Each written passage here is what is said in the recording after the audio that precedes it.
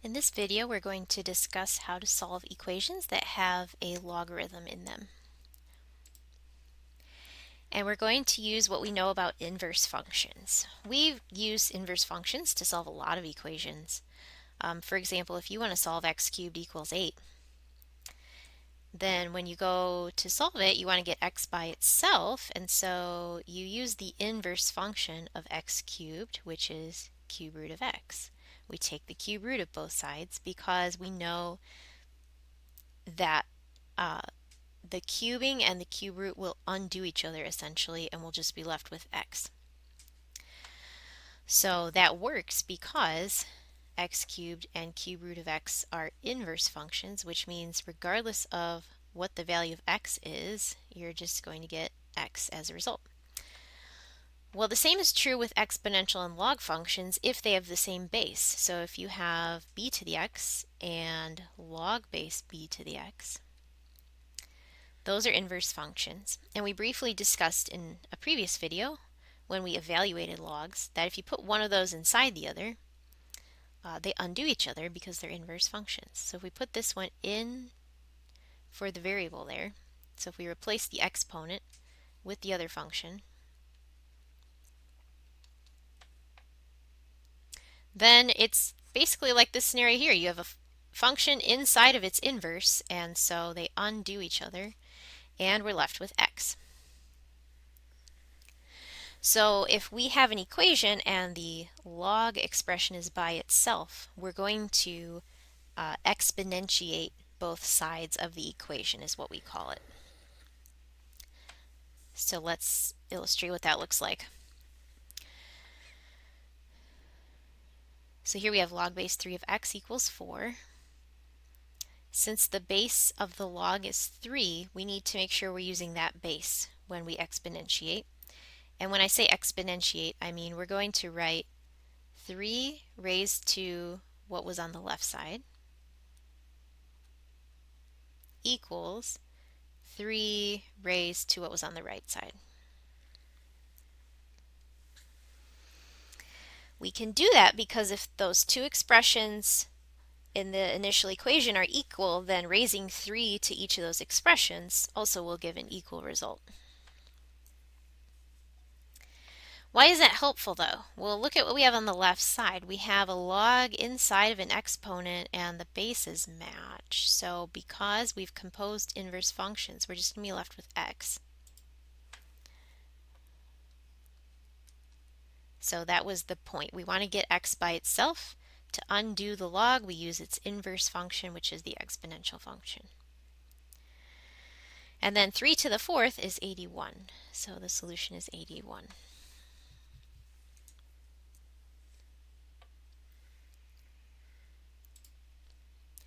Okay, here we have log of x equals 2. As I mentioned, we need to make sure we're using the correct base, and the base is not explicitly written here, but our book uses log to mean log base 10. So this is really what we have. So when we exponentiate both sides, we're going to use a base of 10. So we have 10 raised to the left side equals 10 raised to the right side. Make sure you're doing the same thing to both sides, just like anytime you work with an equation. If you only do something to one side, the two sides are no longer equal. So do the same thing to both sides. And then on the left we have inverse functions, and we're just left with x. So x equals 100.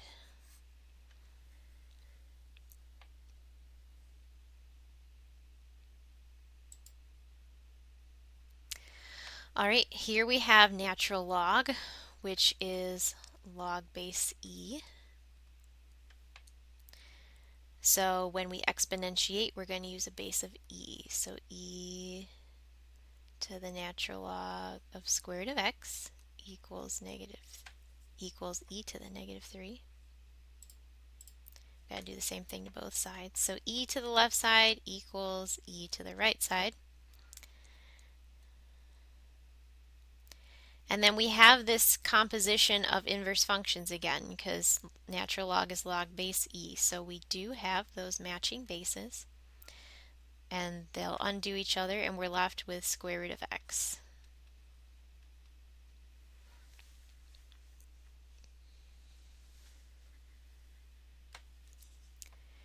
And so then we just need to finish solving for x. We can square each side to do that. And we have e to an exponent raised to another exponent. So we can multiply those exponents and we get e to the negative 6. So if you need an exact answer, you can just leave it as e to the negative 6. If you need an approximation, you can put it in a calculator. It's about 0.0025.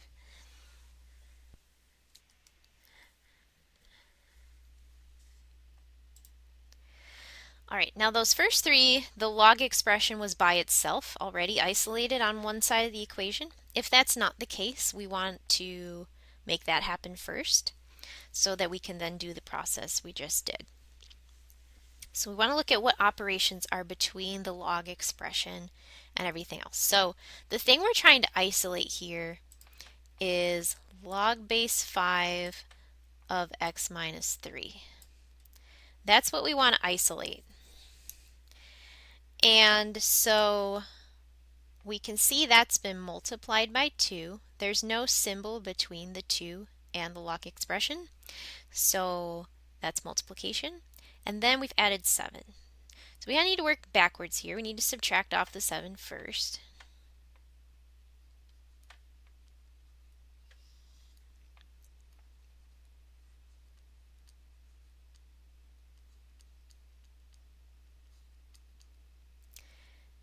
And so we'll have 4 on the right side. And then since we have 2 times the expression that we're trying to isolate, we can just undo that by dividing by 2. So we have 2 times this, dividing by 2 then isolates what we were trying to isolate. And then don't forget to do it to the right side as well.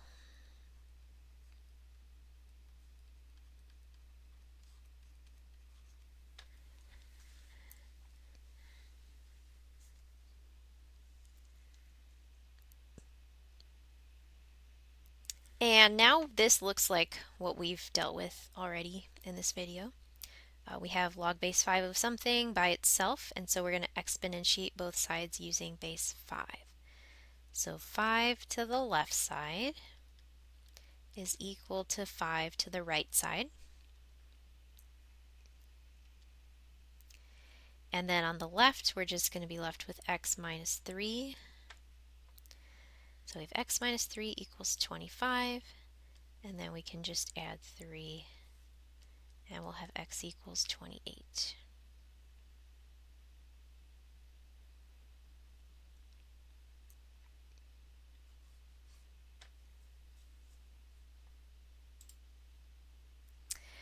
All right, we're going to look at an example here where there's 2 log expressions in the equation, and then we'll look at one with 3, but let's start with 2. So we've got 2 log expressions here. We want to condense that into one log expression, because if we can get it condensed into just one log expression, it'll be then what we've been dealing with. Right? We've only been dealing with one log expression. So how do we condense this? We're going to use our log properties. Right? We had a log property that said log of A plus log of B is equal to 1 log of A times B. And so that's the property that we're going to use here since it's addition. If it was subtraction, we would use the log property that had subtraction in it. So use whichever one's appropriate, but you want to condense it down when you've got 2 logs. So this is going to be log of x times x minus 15. We're not changing anything on the right side right now. We just used a log property to rewrite the left side.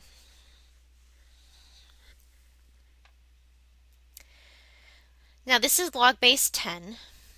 So now that we have just one log expression by itself, we can exponentiate both sides using a base of 10. So 10 to the left side equals 10 to the right side. And then we're just left with what was inside the log, like usual.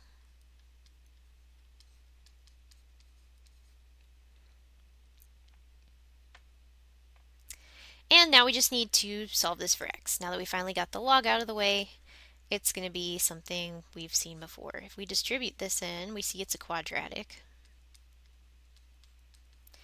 And so you can use whatever quadratic technique you like. If you subtract over the 100, you can use quadratic formula, or maybe this factors. I'm not going to show all my work on the factoring, but it factors as x minus 20 times x plus 5. Now, if you did not start with a quadratic equation, which we did not, right? There was no x squared up here. But you end up with a quadratic equation, big like bells should be going off in your head, because we've discussed before that since most quadratics have two solutions, if you didn't start with a quadratic, but you ended up with one of those solutions might be extraneous, because the quadratic might have two solutions, but not both of those numbers are necessarily solutions to what you start with. So this quadratic has two solutions, 20 and negative 5. But one of those might not be a solution to the original equation. And so we want to substitute it back in. And with log equations, really what you need to check is, do you have a domain issue? Because we can only take log of a positive number. So if we plug in negative 5 for x, for example, we're going to have log of negative 5 here. We're going to have log of negative 20 here. Even if we only had one of those, that's a problem.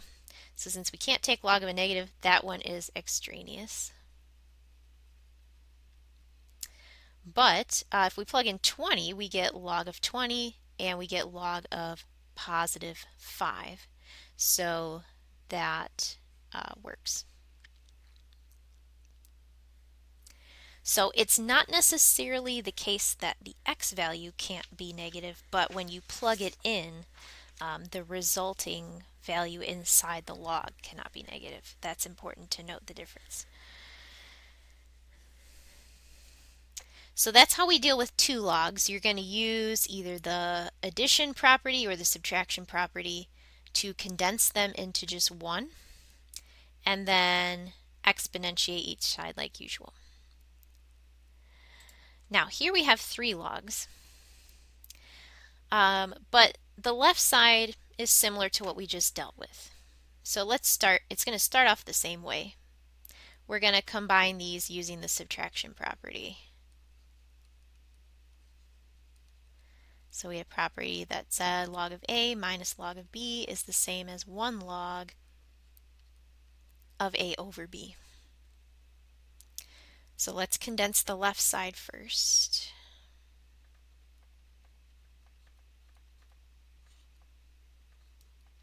Remember, it's just 1 log because that's the whole point. We're combining it.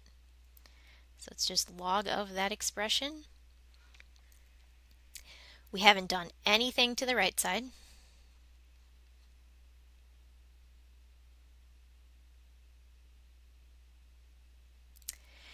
And you can exponentiate both sides if you want. You can also use the fact that natural log is a one-to-one function, and so if these two expressions are equal, then the inputs must have been equal. So you can just make that assumption if you want. Just say, all right, well, since they're both log of the same base, right, then these two expressions have to be equal.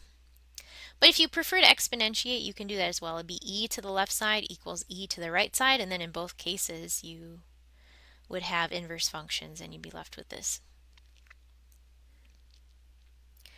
All right, so let's solve this equation now.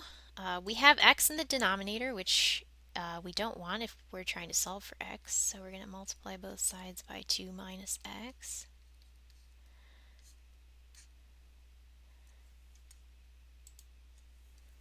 And we're left with 5 minus 4x equals, I'm going to distribute in the x, 2x minus x squared.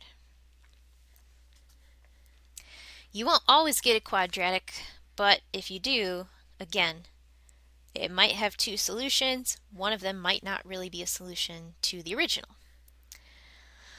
I'm going to add the x squared over to the left so that it's positive because that's just easier to deal with. And then I'm going to subtract the 2x over, so minus 6x plus 5 equals 0.